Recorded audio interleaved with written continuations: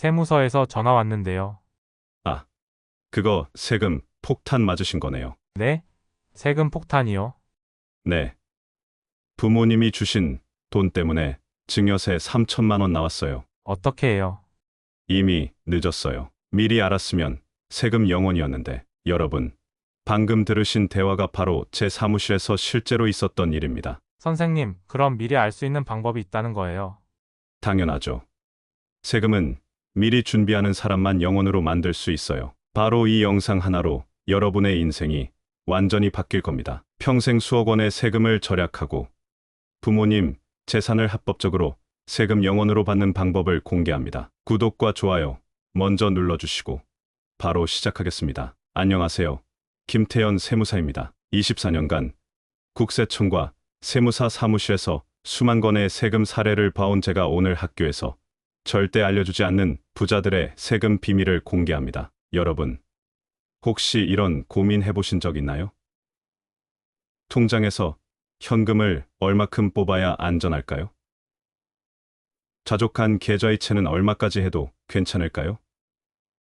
부모님 재산을 어떻게 세금 없이 가져올 수 있을까요? 제가 오늘 여러분께 보여드릴 건 바로 인생 세금 로드맵입니다. 0세부터 90세까지 어디서 세금을 아껴서 돈을 벌고 어디서 세금을 아껴서 부를 축적할지 체계적으로 알아보겠습니다. 0세부터 30세까지는 사전 증여받는 시기, 30세부터 60세는 재산 증식 시기, 60세부터 90세는 사전 증여와 상속을 준비하는 시기로 나누어 설명하겠습니다. 30세까지 사전 증여 이벤트가 있어요. 사전 증여를 잘해줘야 30세 이후에 재산을 증식하고 그 돈을 늘려서 사전 증여해 줄 수도 있고 상속을 해줄 수도 있습니다. 안 그러면 증여세를 많이 내면서 내 재산이 줄어든다고요. 자녀가 태어나면 바로 증여를 시작해야 합니다. 0세부터 19세까지는 10년마다 2천만 원씩, 20세 이후에는 10년마다 5천만 원씩 증여가 가능해요. 계산해보면 0세 때 2천만 원, 10세 때 2천만 원, 20세 때 5천만 원, 30세 때 5천만 원, 총 1억 4천만 원을 세금 없이 줄 수 있어요. 여기에 혼인공제 1억 원을 더하면 2억 4천만 원이고 부모가 둘이니까 총 4억 8천만 원을 세금 없이 받을 수 있습니다. 그런데 여기서 중요한 게 자금 조달 계획서예요. 사전 증여받은 돈으로 부동산을 살 때 이 돈이 어디서 나온 돈이야?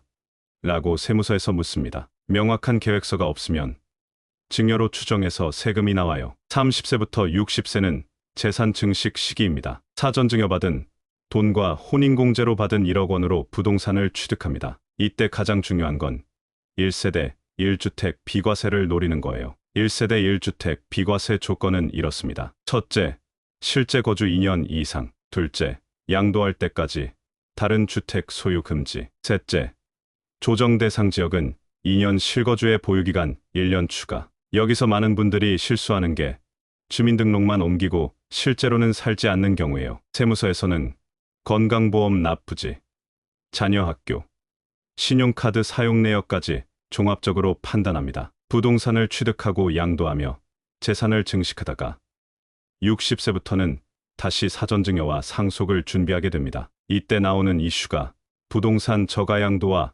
부담부증여입니다. 부동산 저가양도는 시세보다 싸게 양도하면 그 차액만큼 증여로 보는 거예요. 시세 10억짜리를 5억에 팔았다면 5억은 증여세가 나옵니다. 국세청에서는 실거래가 데이터를 실시간으로 수집해서 같은 아파트 최근 거래 가격들을 모두 비교합니다. 부담부증여는 부채가 있는 재산을 증여하는 걸 말해요. 10억 아파트에 대출 3억이 있다면 7억만 증여하는 게 아니라 10억 전체를 증여하는 걸로 봅니다. 받는 사람은 증여세를, 주는 사람은 양도소득세를 낼 수도 있어서 주의해야 해요. 이제 여러분들이 가장 궁금해하시는 실무 질문들에 답변 드리겠습니다. 첫 번째, 통장에서 현금을 얼마까지 뽑아야 안전한가요? 일반적으로 1회에 200만 원, 월 500만 원을 넘지 않는 선에서 인출하세요. 그 이상은 의심거래로 신고됩니다. 두 번째, 가족 간 계좌이체는 얼마까지 괜찮아요?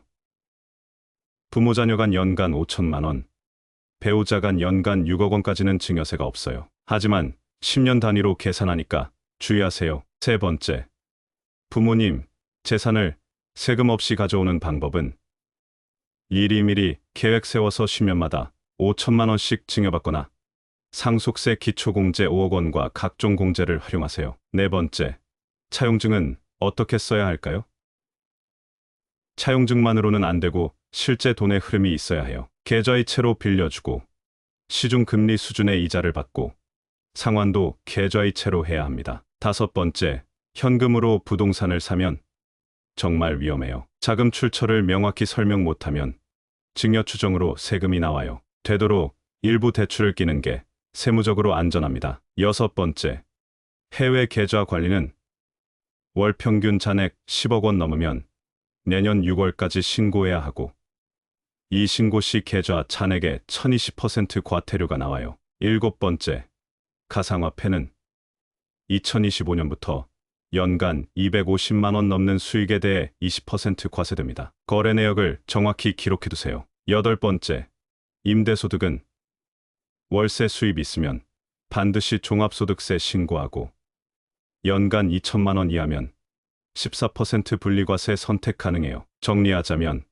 세금은 미리 준비하는 사람만이 절약할 수 있어요. 0세부터 계획적으로 사전 증여하고 부동산 투자 시 1세대 1주택 비과세를 활용하고 일상에서도 세금을 의식하며 살아야 합니다. 가장 중요한 건 정확한 정보를 바탕으로 행동하는 거예요. 잘못된 정보로 세금을 잘못 내면 나중에 가산세까지 물어야 하니까 정말 조심해야 합니다. 여러분, 오늘 이 영상 하나로 여러분의 세금 인생이 완전히 바뀔 거예요. 지금부터라도 계획을 세워서 시작하시면 늦지 않습니다. 저의 24년 세법 경험과 상담 내용을 모두 담은 책이 곧 출시 예정입니다. 증여, 상속, 양도 관련 첫 번째 책으로 알기 쉽고 꼭 필요한 내용들을 담았습니다. 더 궁금한 내용이나 다뤄줬으면 하는 세금 이야기 있으시면 댓글로 남겨주세요. 다음 영상에서 자세히 준비해서 찾아뵙겠습니다. 오늘 영상이 도움되셨다면 구독과 좋아요